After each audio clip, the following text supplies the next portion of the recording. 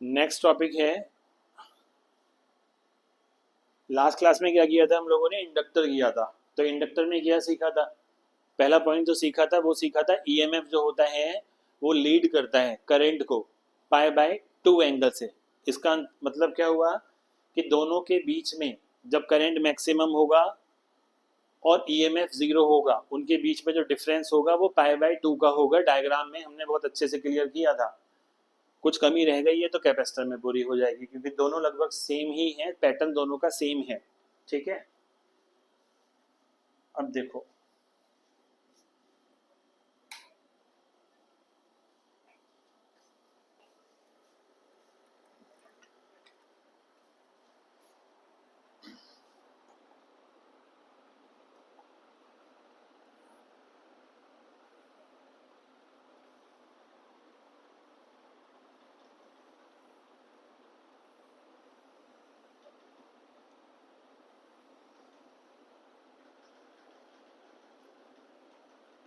या E equal to E naught sine omega T, है ना। और ये क्या है, हमारा कैपेसिटर है। ठीक है। अच्छा, कैपेसिटर के लिए क्या फॉर्मूला पढ़ा था आप लोगों ने पहले? क्यू इक्वल टू सी भी पढ़ा था। तो मैं बोल सकता हूँ V equal to Q upon C होता है। V equal to Q upon C, Q equal to C भी पढ़ा था। तो यहाँ पर देखो जरा भी से, E इज इक्वल टू, मैंने बोला ई नॉट साइन ओमेगा टी है, तो E की जगह मैं क्या लिखूंगा? मैं लिखूंगा Q upon C is equal to E naught sine omega T. अब यहाँ से कितना आएगा हमारे पास? तो Q equal to E naught C, और यहाँ पर आया साइन ओमेगा टी। ठीक है। अब यहाँ पर डिफ्रेंशिएट बोथ साइड कर दो विद रिस्पेक्ट टू टी, तो D Q by D T. क्यों डिफ्रेंशिएट कर रहे हैं? क्योंकि मुझे करंट बनाना है। तो यहाँ पर कॉस ओमेगा टी इंटू क्या आएगा, ओमेगा। तो ये हो गया तुम्हारा करंट, ये हो गया तुम्हारा ई नॉट सी ओमेगा, और यहाँ आ गया हमारे पास कॉस ओमेगा टी आ गया, कॉस ओमेगा टी आ गया हमारे पास। ठीक है। अब देखो, यहाँ लिखा आई इक्वल टू, यहाँ लिखा ई नॉट सी ओमेगा, इसको क्या लिख सकते हैं? इसको लिख सकते हैं sign omega T,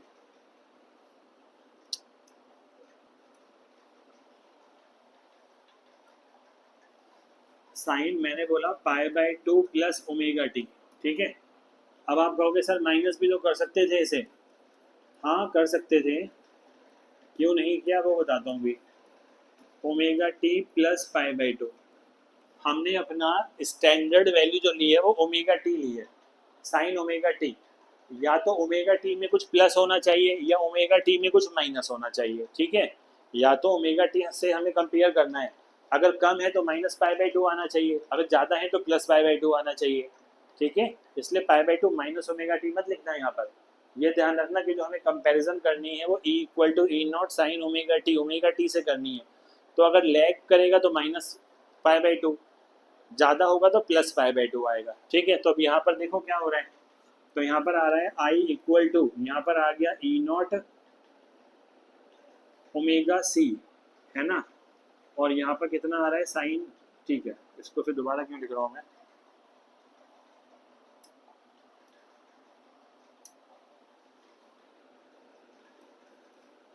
for I to be maximum, पहले की तरह ना, साइन कितना, omega T plus pi by two equal to क्या होना चाहिए, वन होना चाहिए।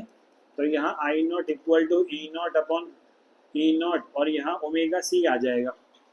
ठीक है। तो अब इसे क्या कर सकते हैं, कंपेयर तो करना ही पड़ेगा। तो यहाँ हमारे पास जो वैल्यू आएगी वो आएगी I naught equal to E naught, इसे ऐसे लिख दें वन अपॉन ओमेगा सी। क्योंकि अब कहोगे क्यों लिखा, कंपैरिजन क्या होता है, I equal to I naught upon something होता है, और जो समथिंग होता है उसी को रेसिस्टेंस बोलते हैं, अपोजिशन बोलते हैं। तो ये बन जाएगा हमारा यहाँ पर ई नॉट अपॉन क्या बनेगा, एक्स सी बनेगा। एक्स सी को बोलते हैं,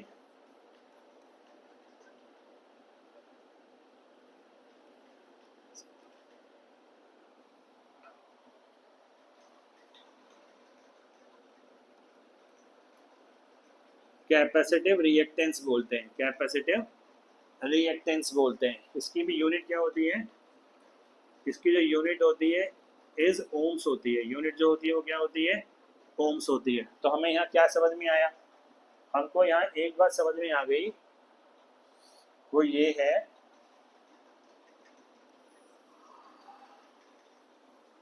कि जो E है वो है E naught sine omega T. तो I जो आएगा I not sine omega T plus क्या आएगा, पाई बाई 2 आएगा। इसका मतलब है जो करंट है यहाँ, current leads the EMF by phase angle of pi by 2, ठीक है, by a phase angle of pi by 2। अब फिर से कहानी बनाएं इसकी, T इक्वल टू 0, पेपर में ये सब नहीं बनाना, याद करके जाना, पर समझ लो यहाँ पर। तो यहाँ पर E equal to E naught sine 2 pi upon T into 0। तो यहाँ आ जाएगा E नॉट साइन 0। तो तुमको फेज मिल गया, यहाँ पर 0 आ रहा है और E का वैल्यू भी क्या आ रहा है, 0 आ रहा है, ठीक है। अब आ जाओ I पे। तो यहाँ पर I इक्वल टू कितना था, I नॉट साइन यहाँ 2 pi upon T into 0 plus pi by 2। तो यहाँ पर आ रहा है I not sine pi by 2 आ रहा है, ठीक है। तो यहाँ पर तो मुझे फेज मिल गया, फेज मिल गया मुझे पाई बाई 2, और मुझे I नॉट की वैल्यू भी मिल गई। I इक्वल टू क्या मिल गया मुझे, I नॉट, ठीक है, I equal to I naught मिल गया।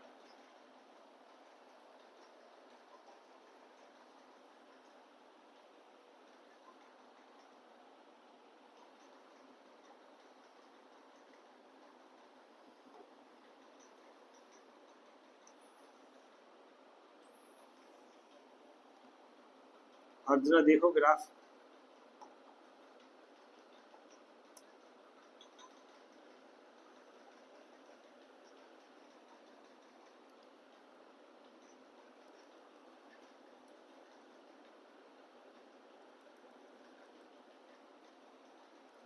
ये वाला कितना मिलेगा हमको, माइनस का E नॉट मिलेगा, ठीक है। फिर मैंने क्या सिखाया था, मैंने कहा जहाँ मैक्सिमम है, यहाँ जहाँ मिनिमम है, वहाँ ऐसे वर्टिकल लाइंस खींच लेना, ग्राफ बनने में आसानी हो जाती है। आपकी ड्राइंग मुझसे अच्छी है तो कोई बात नहीं। अच्छा, ये ठीक है, ये हमारा कौन सा ग्राफ है, this is equal to E naught sine omega T है। ये तुम्हें पता है 0 है। ये वाला क्या आएगा, पाई बाई 2, फिर ये पाई, फिर ये 3 पाई बाई 2, और फिर ये कितना आएगा, 2 पाई आएगा। अब करंट क्या कहता है, जब टाइम 0 है तो E तो 0 है, वो तो दिख गया यहाँ पर 0 है, ठीक है ना, क्योंकि ये टाइम है। लेकिन I की जो वैल्यू होगी, जो कौन सी वैल्यू होगी, 0 पे निकाला है क्या मैंने भी, ठीक है। तो 0 पे कैसी वैल्यू कह रहा है, ये फेज पाई बाई 2 होना चाहिए, पाई बाई 2, और ये कितना होना चाहिए, I equal to I naught होना चाहिए। तो ठीक है, जब ये 0 है, यहाँ देखो जब ये 0 है EMF की वैल्यू, तो मुझे टाइम 0 है, अभी भी टाइम, ये सोचो टाइम कहाँ है, टाइम 0 यहाँ पर है, तो फाई कितना है, पाई बाई 2, और आई नॉट है, पॉजिटिव आई नॉट है, पॉजिटिव आई नॉट है, तो 0 पे बना दो यहाँ पर पॉजिटिव आई नॉट इस जगह।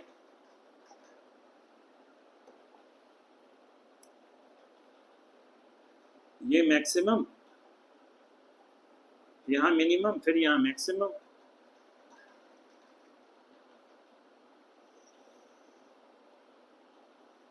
यहाँ तक पहुंचे, फिर यहाँ मैक्सिमम, ये मैक्सिमम है, तो फिर यहाँ क्या पहुंच गए, 0 पे पहुंच गए। ये वाली बात समझ में आ गई। तो इसके लिए फेज एंगल कितना आया यहाँ पर, पाई बाई 2 आया, जब टाइम 0 है। आई की वैल्यू कितनी है यहाँ पर, ये वाली वैल्यू कितनी है, आई नॉट है। ये वाली वैल्यू कितनी है, माइनस का आई नॉट है। देखो सीधी सीधी सी बात है, अगर वो बोलेगा टाइम 0 है तो पहले बताओ फेज एंगल फाई का कितना है, 0, तो 0 यहाँ बना दो। ये तो हमेशा वैसे ही बनना था, मैंने बोला भी था, E equal to E naught यहीं पर आना है। जब ये पाई बाई टू पे पहुंचेगा, जब ये पाई बाई टू पे पहुंचेगा तो करंट कहाँ पहुंच जाएगा, देखो यहाँ पर जीरो पे पहुंच जाएगा, करंट कहाँ पे पहुंच जाएगा, जीरो पे। ठीक है, और जब ये दोबारा जीरो पे पहुंचेगा तो ये मैक्सिमम हो जाएगा माइनस आई नॉट पे। टाइम जीरो है तो आई की वैल्यू कितनी है, आई नॉट है, प्लस नहीं आई नॉट है।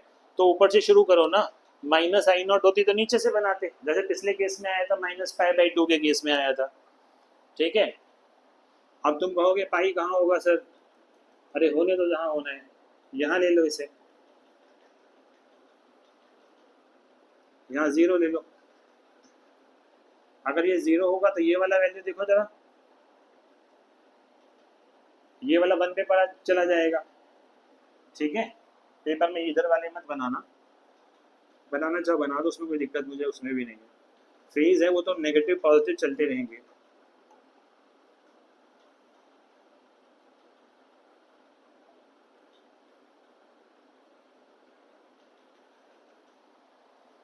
अब कौन सा डायग्राम बचा है इसका,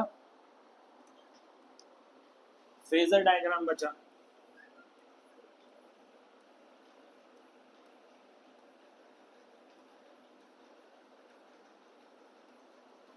फेजर डायग्राम में क्या सीखा था अभी,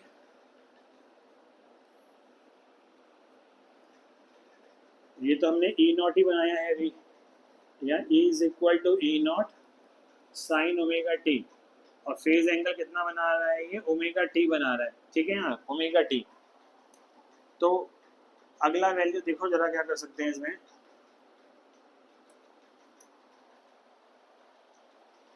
आई equal to I naught sine omega T plus है, omega T plus pi by two. तो इन दोनों में एक रिलेशन बनाना पड़ेगा, ये ऐसा बना दो, ये देखो ये वाला पाई बाई टू। अब मैं तुमसे बोलूं पहले ई लिख के दिखाओ जरा, तो क्या लिखोगे, E equal to E naught sine, phase angle कोई पूछेगा तो क्या करोगे, पॉजिटिव एक्स एक्सिस, सुनो ध्यान से, ये पॉजिटिव एक्स एक्सिस से जाओगे ना ऐसे एंटी क्लॉकवाइज, ओमेगा टी। अब करंट के लिए जाओ जरा, यहाँ कितना है, ये आई नॉट है। अब करंट के लिए जाओ यहाँ से, तो करंट के लिए कैसे जाना पड़ेगा, ऐसे जाना पड़ेगा। तो यहाँ पर आई इक्वल टू क्या लिखेंगे, आई नॉट साइन, ये कितने एंगल पे जा रहा है, 90 भी है और ओमेगा टी भी है, तो 90 प्लस ओमेगा टी आ गया, तो I naught sine omega T plus कितना आ गया, पाई बाय टू आ गया। ठीक है,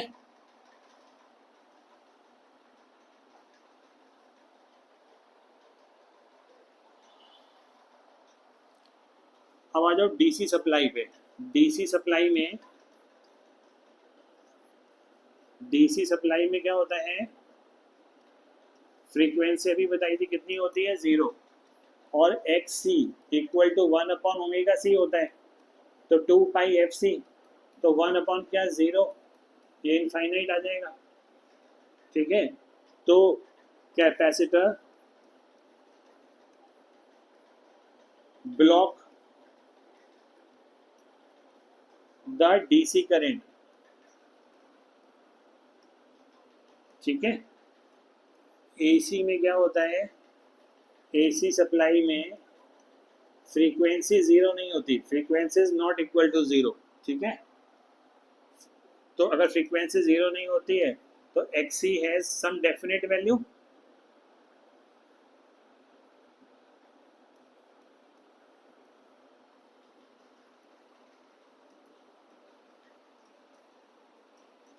कैसी वैल्यू आएगी, डिफाइंड वैल्यू आएगी। तो हम बोल सकते हैं कि जो कैपेसिटर है वो अलाउ करता है, किसको अलाउ करता है, AC to pass through it, AC to pass through it. ठीक है, इसको पास होने देगा।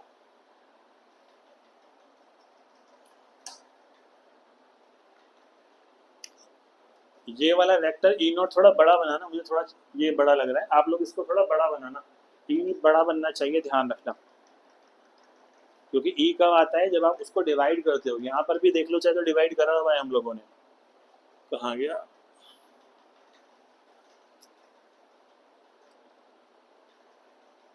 ये यहाँ देखो, I naught equal to E naught upon कितना एक्स ई। तो ई नॉट का वैल्यू जो बनेगा वो थोड़ा कैसा बनेगा, थोड़ा सा छोटा बनेगा। समझ में आ गया? तो आज हमने 3 टॉपिक क्या हुआ करे। एसी सर्किट रेसिस्टेंस के लिए, उसे प्योर रेसिस्टिव सर्किट भी बोलते हैं। इंडक्टर को प्योर इंडक्टिव सर्किट भी बोल देते हैं, प्योर कैपेसिटिव सर्किट भी बोल देते हैं, जो अभी हमने किया है।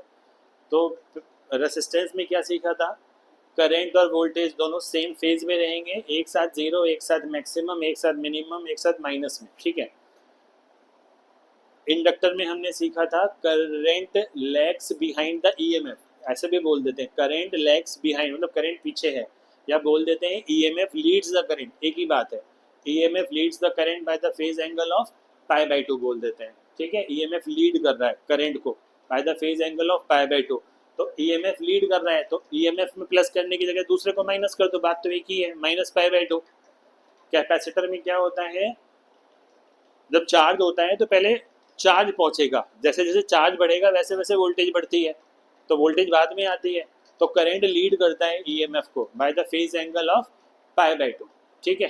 ये 3 वीडियोस मैंने डाल दी हैं, इस पर ध्यान से देख लेना एक बार।